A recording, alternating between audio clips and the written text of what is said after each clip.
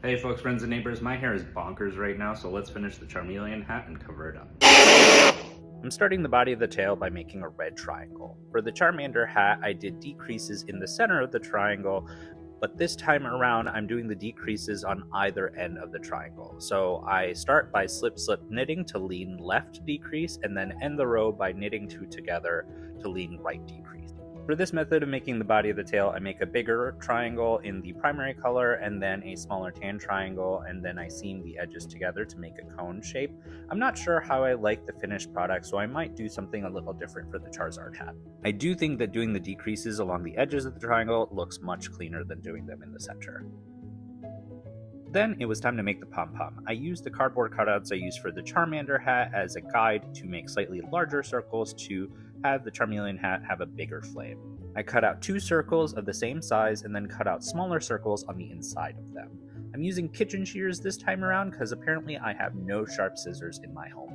Again, I know they make pom-pom makers, but why spend the money when you can just use some leftover cardboard to make your own? With the cardboard cutout, I wrap red yarn around the center of the circle until I'm about a third of the way through. I then use that as a guide to cut out similar lengths of orange and yellow. I then join the ends together to form one continuous strand. Check out my Charmander hat videos to see how I do the joint. I then took that long combined strand of yarn and wrapped it around the center of the circle until I got all the way around. Using my kitchen shears, I slipped them into the gap between the 2 pieces of cardboard and then cut the yarn all the way around the circle, making sure I was holding everything really tight to not let anything loose. Then I used a length of red yarn I had set aside to tie all those tiny strands together to create the pom-pom. It looked pretty rough, so I went and gave it a little trim to just make everything look nice and neat. Made sure to use red yarn to tie the pom-pom together so then I could use that long tail to seam it into the body of the tail.